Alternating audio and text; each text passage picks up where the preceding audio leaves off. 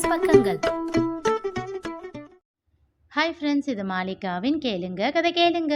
மானஸ் எழுதிய வானவில் நெஞ்சங்கள், அத்தியாயம் 91. கண்டிப்பா என் பொண்ணா அவன் தம்பிக்கு கல்யாணம் பண்ணி வைக்காம விடமாட்டான், லிங்கேஸ்வரன் கூறியதும் திகைத்தார் ஜெயந்தி. என்ன சொல்றீங்க நீங்க? ஆனா நான் தான் அவ முரளிக்கிட்ட பேசிட்டு வந்தா என்ன பேசுனா என்னன்னு எல்லாம் கேட்குறனே. அவளும் எல்லா விஷயத்தையும் ஒன்று விடாம சொல்லிடுவா. அப்போ நம்ம பாப்பா நம்ம கிட்ட மறைக்கிறாளா? பெருமூச்சு ஒன்றை விடுத்தார் லிங்கேஸ்வரன். இல்ல, அவர் கூறியதும் அவரை முறைத்தார் ஜெயந்தி. அப்புறம் என்ன? இதுவரைக்கும் ஒரு வார்த்தை கூட தன் தம்பியை பற்றியோ குடும்பத்தை பற்றியோ அவன் பேசினதே இல்லை. அப்படி இருக்கும்போது எப்படி அவன் மனசை மாற்றுவான்?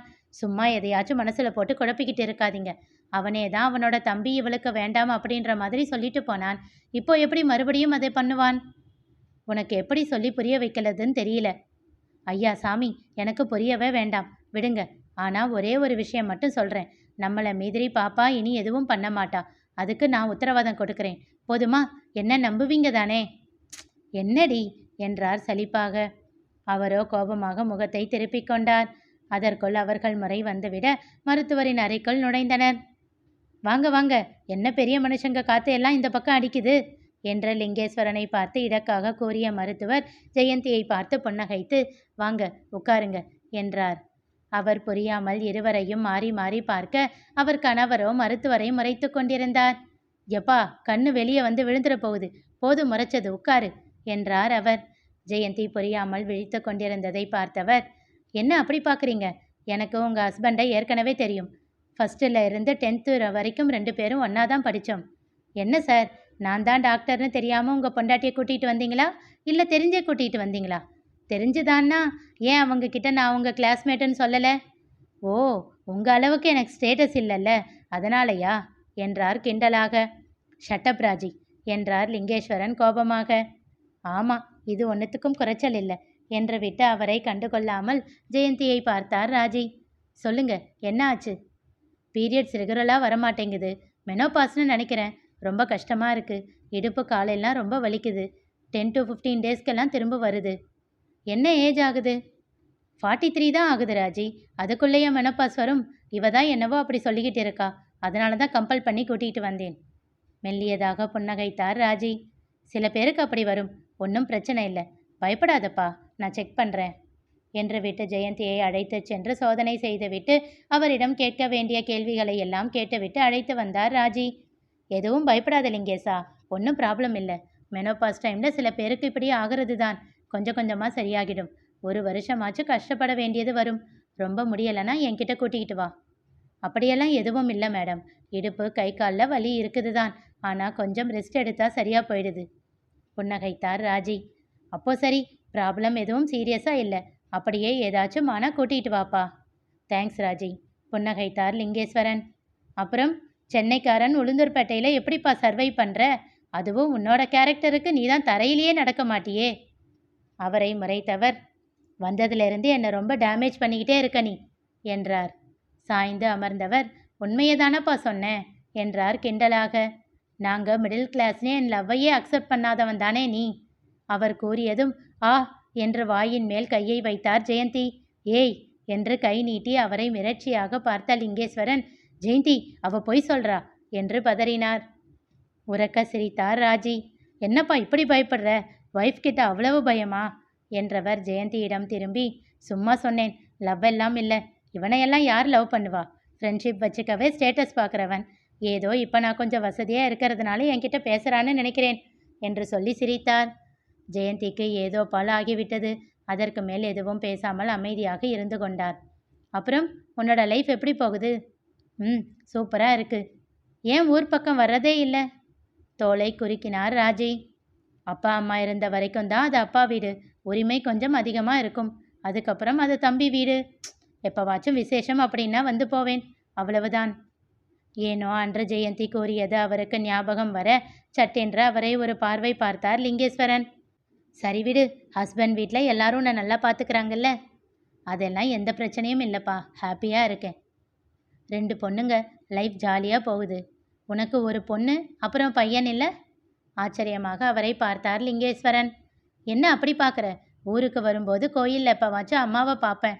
அப்போ உன்னை பற்றி விசாரிப்பேன். அவங்க சொல்லி தெரிஞ்சுக்கிட்டது தான். போன தடவை வந்தப்போ கூட அவங்கள பார்த்தேன். அப்போ தான் சொன்னாங்க, நீ வேலையை விட்டுட்டு அப்பா கூடவே பிஸ்னஸ் பார்த்துக்கிறேன்னு. உண்மையிலேயே ரொம்ப சந்தோஷமாக இருந்தது லிங்கேஷா. ம். அப்போது நர்ஸ் உள்ளே வந்தார். மேடம், முரளி வந்திருக்காரு, வர சொல்லு என்று விட்டு, ஒரு நிமிஷம் என்றார் அவர்களிடம். முரளி உள்ளே நுழைய அங்கே இருந்தவர்களை பார்த்து திகைத்தான். ஆனாலும் அதனை காட்டிக்கொள்ளாமல் ராஜியை பார்த்தான். சரி முரளி, இனி எதுவும் பிரச்சனை இல்லை. செக்கப்புக்கு கரெக்டாக சத்யாவை கூட்டிகிட்டு வந்துடு. சரி மேடம். டேப்லெட்ஸ் எல்லாம் நான் சொன்ன மாதிரி போடணும். சரி மேடம், நான் பார்த்துக்கிறேன். புன்னகைத்தார் ராஜி. தலையசைத்து விட்டு அவர் அறையிலிருந்து சென்று விட்டான் முரளி. ஜெயந்தி அவனையே பார்த்து கொண்டிருக்க, என்ன அவனை அப்படி பார்க்குறீங்க? எங்கேயோ பார்த்த மாதிரி இருக்கா? நம்ம ஊரு தான் என்றார் ராஜி. ஆ, தெரியும். பரவாயில்லையே, உங்களுக்கு தெரிஞ்சிருக்கு என்றவர் லிங்கேஸ்வரனிடம் திரும்பி, உனக்கு தெரியாதா? இபி ஆஃபீஸில் வேலை செஞ்சாரே சங்கரன், அவரோட மருமகன்தான். ம் என்றார் சுரத்தே இல்லாமல். அவன் ஒய்ஃபுக்கு என்ன ஆச்சு? லிங்கேஸ்வரன் ஜெயந்தியை முறைக்க அவரை கண்டுகொள்ளாமல் ராஜியிடம் கேட்டார். அவர் விவரம் கூற பேச்சற்று கேட்டுக்கொண்டிருந்தார் ஜெயந்தி. பின் இருவரும் விடை பெற்றனர். ஊருக்கு வரும்போது வீட்டுக்கு வாங்க என்றார் ஜெயந்தி. அதுக்கு என்னங்க, பரவாயில்ல. ஆனால் நீங்கள் தான் கூப்பிடுறீங்க, உங்கள் புருஷன் வாயே திறக்க மாட்டேங்கிறாரே என்றார் தலையை சாய்த்து. என்கிட்ட வம்பு பண்ணிக்கிட்டே இருக்க நீ, வீட்டுக்கு வா என்றார் லிங்கேஸ்வரன் கோபமாக. சிரித்து கொண்டே சரி சரி என்று சொல்லி வழி அனுப்பி வைத்தார் ராஜி. வீட்டிற்கு செல்லும் வழியெங்கும் ஜெயந்தி அமைதியாகவே இருந்தார். ஜெயந்தி, என்ன ஆச்சு? ஏன் ஒரு மாதிரியா இருக்க? ஒன்றும் இல்லை என்று சொல்லி நிறுத்தி கொண்டார் அவர். சத்யாவை வீட்டிற்கு அழைத்து வந்த பின் எல்லோரும் அவளை மாறி மாறி கவனித்து கொண்டாலும் அவள் மனம் முரளியையே தேடியது.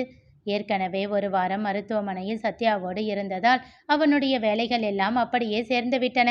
இதுவரை அவன் அப்படி விடுமுறை எடுத்ததில்லை என்பதால் தியாகராஜனும் கொஞ்சம் திணறித்தான் போனார்.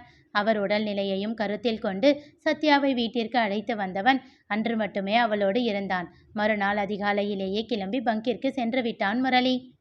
பகலில் யார் அவளை பார்த்து கொண்டாலும் இரவு அவளுக்கு முரளி இல்லாமல் தூக்கம் வராது. எவ்வளவு நேரம் ஆனாலும் எவ்வளவு தூக்கம் வந்தாலும் அவன் வரும் வரை விழித்து கொண்டே இருப்பாள் சத்யா. அவனை கண்டதும் பூவாய் அவள் முகம் மலர்ந்துவிடும். அவனை நோக்கி தன் கையை நீட்ட வேகமாக ஓடி வந்து இறுக்கமாக அவள் கையை பற்றி கொள்வான் முரளி. அவன் கையை அப்படியே எடுத்து அணைத்து கொண்டு விழிகள் மூடி உறங்க ஆரம்பிப்பாள் சத்யா.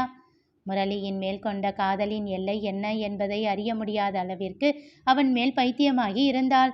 அவனை தவிர அவள் பார்வைக்கும் மனதிற்கும் எதுவும் தெரியாமல் போனது. ஏன், கிரியை பற்றி கூட அவள் யோசிக்க மறந்தாள். அவள் எண்ணம் முழுவதும் முரளி மட்டுமே வியாபித்து இருந்தான். உன்னை போல ஒருத்தர நான் பார்த்ததே இல்லை, உன் ஒசரம் பார்த்து வானம் கூட குறுகுமே மெல்ல. உன்னை போல ஒருத்தர நான் பார்த்ததே இல்லை, உன் ஒசரம் பார்த்து வானம் கூட குறுகுமே மெல்ல. சாமி போல வந்தவனே, கேட்கும் முன்னே தந்தவனே, நான் வணங்கும் நல்லவனே, நல்ல உள்ளம் கொண்டவனே, என் ஒட்டு மொத்த சென்மத்துக்கும் சொந்தம் நீதானே. உன்னை போல ஒருத்தர நான் பார்த்ததே இல்லை, உன் ஒசரம் பார்த்து வானம் கூட குறுகுமே மெல்ல. உன்னை போல ஒருத்தர நான் பார்த்ததே இல்லை, உன் ஒசரம் பார்த்து வானம் கூட குறுகுமே மெல்ல. உன்னை எதிர்பார்த்துதான் என் இதயம் வாழ்ந்ததோ, தன்னை அறியாமலே உன்னை அது சேர்ந்ததோ. இல்லை இனி ஏதும் என்று வாடி நின்ற போதிலே, முத்துமணி தேரில் என்னை ஏற்றி வந்த வல்லலே, ஒரு வார்த்தையில் என்னை உறவாக்கினாய். உன்னுறவென்பதே யுக யுகங்களை கடந்தது தானே. உன்னை போல ஒருத்தர நான் பார்த்ததே இல்லை, உன் ஒசரம் பார்த்து வானம் கூட குறுகுமே மெல்ல. உன்னுடைய சாலையில் நின்று மலர் தூவவே, கன்னிவரம் கேட்கிறேன் நானும் அரங்கேறவே. உன்னருகில் வாழ்வதொன்று போதும் இந்த மண்ணிலே, வேறு ஒன்றும் தேவையில்லை யாவும் உந்தன் அன்பிலே. எனையாளவே வந்த மகராசனே, நான் உனக்காக வரவே பல பிறவிகள் துணை வருவேனே. உன்னை போல ஒரு தர நான் பார்த்ததே இல்லை, உன் ஒசரம் பார்த்து வானம் கூட குறுகுமே மெல்ல. உன்னை போல ஒரு தர நான் பார்த்ததே இல்லை, உன் ஒசரம் பார்த்து வானம் கூட குறுகுமே மெல்ல.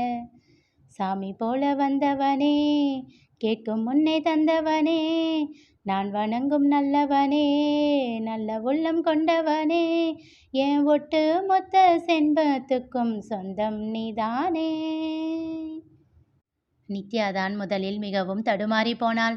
சத்யா இல்லாமலும் பிரியாவாலும் அதிக வேலை செய்ய முடியாமலும் போக அவளுக்கான வேலைகள் அதிகமாகி போனது. ஏற்கனவே விடுமுறை எடுத்து இருந்ததால் அவளால் அதற்கு மேல் விடுமுறையும் எடுக்க முடியவில்லை. வேலைக்கு சென்று விட்டு வந்து வீட்டையும் கவனித்து எல்லாவற்றையும் செய்து முடிப்பதற்குள் ஒரு வழியாகி போனாள். பிறகு யசோதா அங்கே வந்து தங்கி கொண்டார். அதனால் கொஞ்சம் அவளால் சமாளிக்க முடிந்தது. இருந்தும் அவரும் வேலைக்கு செல்வதால் கொஞ்சம் திண்டாட்டமாகத்தான் இருந்தது. நித்யாவை தவிர அனைவரும் வேலைக்கு ஷிஃப்ட் போட்டு விடுமுறை எடுத்துக்கொண்டார்கள். 10 நாட்கள் கடந்த நிலையில் சத்யா பிரியாவை அழைத்துச் செல்லுமாறு யசோதாவிடம் கூறிவிட்டாள். பிரியா மறுக்க இந்நேரத்திற்கு அவளுக்கு கண்டிப்பாக ஓய்வு தேவை என்று கட்டாயப்படுத்தி யசோதாவையும் பிரியாவையும் சம்மதிக்க வைத்தாள்.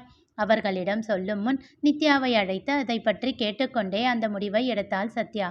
அவள் கேட்டதற்கு ஒப்புதல் அளித்த பின் தன் அம்மாவை ஒரு 10 நாட்கள் வந்து தங்கிவிட்டு செல்லுமாறு அழைத்தாள் நித்யா. அவரும் மறுநாளே வீட்டிற்கு வந்துவிட்டார். அதனால் யசோதாவும் பிரியாவும் கொஞ்சம் நிம்மதியாக கிளம்பினார்கள். அன்று இரவு முரளி பங்கிலிருந்து வந்தவுடன் நந்து முரளியிடமும் சத்யாவிடமும் பேச வேண்டும் என்றான். அவர்கள் என்ன என்பதை போல் பார்க்க சத்யாவின் அருகில் வந்து அமர்ந்தவன் அவள் கையை எடுத்து தன் கைக்குள் வைத்து கொண்டு கேட்டான். அண்ணி, நான் ஒன்று சொன்னா மறுக்க மாட்டீங்களே?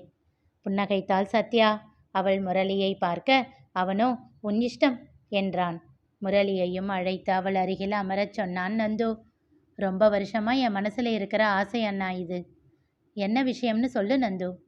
பிரியாவும் அவன் அருகில் வந்துவிட, எங்க 2 பேருக்கும் பிறக்க போற குழந்தைய உங்களுக்கு தத்து கொடுக்கலாம்னு முடிவு பண்ணியிருக்கோம். திகைத்தாள் சத்யா. முரளியோ அவர்கள் இருவரையும் ஆழ்ந்த பார்வை பார்த்து கொண்டிருந்தான். இப்போவே பதில் சொல்லணும்னு அவசியம் இல்லை அண்ணி, யோசிச்சு சொல்லுங்க. ஆனா நீங்க நான் சொல்றதை ஏத்துக்கிட்டீங்கன்னா நாங்க 2 பேருமே சந்தோஷப்படுவோம். பிரியா இங்க இருக்கும்போதே உங்ககிட்ட இந்த விஷயத்தை பத்தி பேசி சம்மதம் வாங்கணும்னு நினைச்சேன். அதனால தான் இப்போவே பேசினேன். அவன் எழுந்து கொள்ள அவன் கையை பிடித்து நிறுத்தி மீண்டும் அமர வைத்தாள் சத்யா. நான் இப்போவே என்னோட முடிவை சொல்லிடுறேன் நந்து என்றாள். சத்யாவின் முடிவு என்ன தெரிந்து கொள்ள தொடர்ந்து கேளுங்க. கதை கேளுங்க. மீண்டும் சந்திப்போம்.